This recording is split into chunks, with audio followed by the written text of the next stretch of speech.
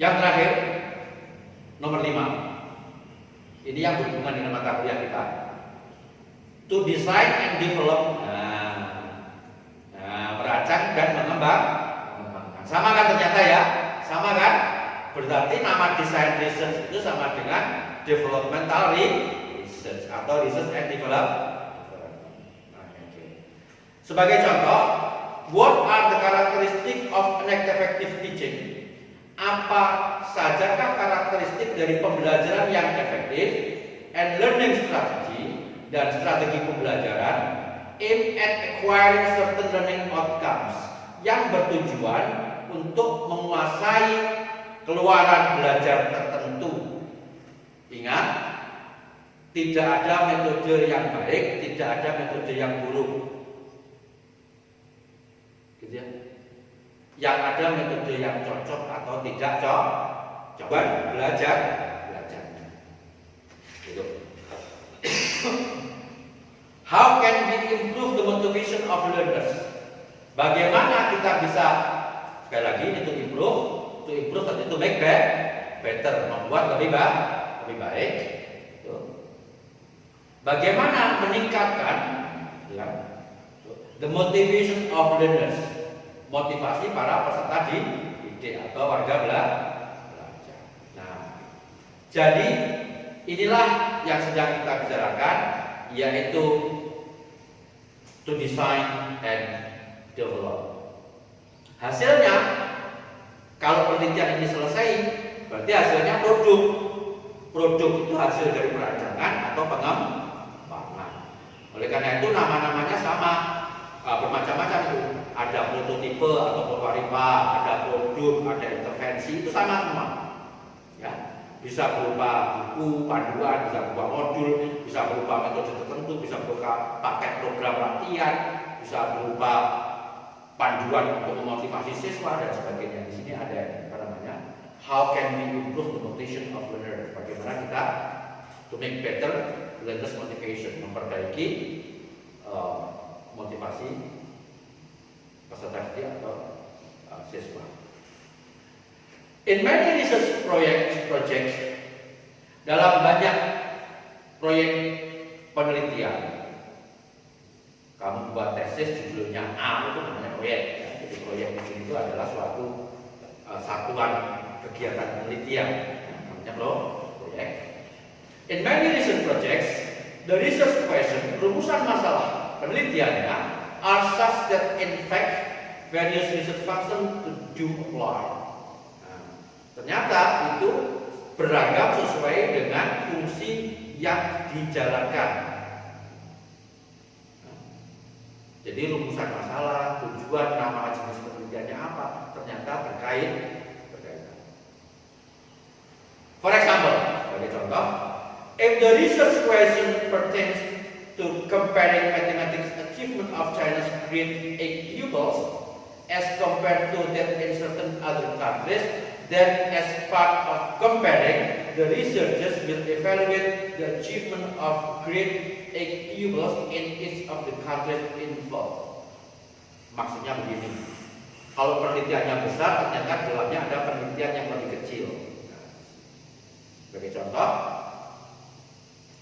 dalam penelitian, bila penelitian mengajukan pertanyaan berkenaan dengan membandingkan prestasi matematika murid kelas 8 di Cina as compared dibandingkan to that certain other countries dengan negara-negara lain, then as part of comparing, jadi sebagai bagian dari comparing tadi, sebagai bagian dari membandingkan tadi itu, the researchers, maka peneliti will evaluate, akan menilai the achievement of grade, prestasi of grade 8 pupils, prestasi belajar anak-anak kelas 8 in each of countries involved, di masing-masing negara yang diteliti.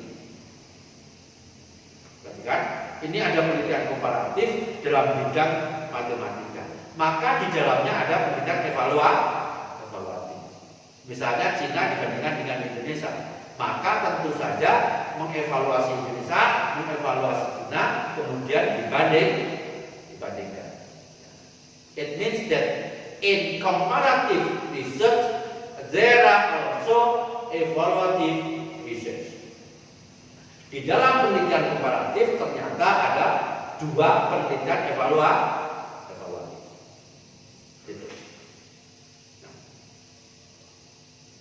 Or as another example, atau sebagai contoh yang lain, if one wants to design and develop a teaching learning strategy, apabila seseorang wants to design, ingin merancang and develop dan mengembangkan a teaching learning strategy, sebuah strategi belajar mengajar for acquiring the competency of mathematical modeling, untuk menguasai kompetensi atau kecakapan pemodelan matematika in grade 11 and 12 pada kelas 11 dan 12, maka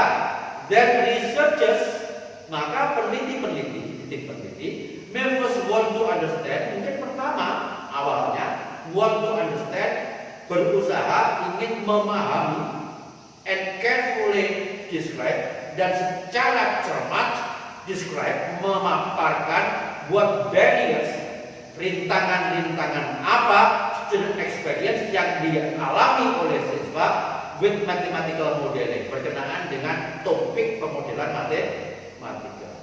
With also the evolution function, di mana juga fungsi evaluasi is important, juga penting in determining, di dalam menentukan whether the teaching learning strategy, apakah strategi belajar mengajar that has been developed is effective, yang telah dikembangkan itu efektif. Coba perhatikan, berarti di dalam penelitian perancangan juga ada penelitian evaluasi. Ini dalam uji coba, ada desain uji coba untuk mengevaluasi, untuk mengetahui apakah rancangan, apakah produk, apakah prototipe, apakah purwarupa, apakah strategi belajar mengajar yang telah dikembangkan tadi itu efektif atau tidak di dalam pembelajaran matematika pemodelan. Efektif dari kata-kata effect artinya pengaruh, berarti efektif memberikan pengaruh sebagaimana diharapkan. Give you the intended effect, memberi Anda efek atau pengaruh seperti yang Anda harapkan. Jadi jelas di sini ada penelitian yang besar, komparatif, di sana ada evaluatif. Penelitian perancangan atau pengembangan, di dalamnya juga ada penelitian evaluatif. Both example illustrates the usually in a research project.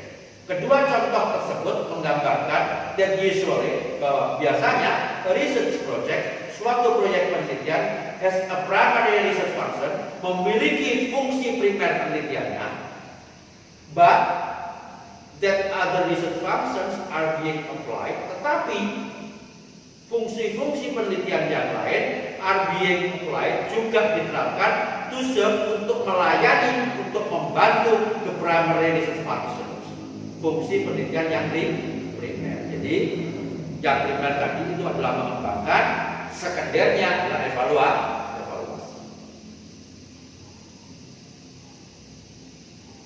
Jadi kalau suatu penelitian at the level of research project, pada tingkat suatu proyek penelitian, starting from research problem or question, memulainya itu dari a research problem or question. Perhatikan, di sini ada question, ada problem. Tapi dalam bahasa Indonesia seringkali disebut masalah penelitian. Masalah itu seringkali berupa pertanyaan. Jadi disebut dengan research problem itu sama dengan research question, sama dengan pertanyaan penelitian. We are supposed to have the following sequence. Kita diharapkan memiliki urutan sebagai berikut. Jadi urutan berpikirnya seperti pada halaman 11 itu. First, we have research question. Yang pertama kita memiliki rumusan masalah.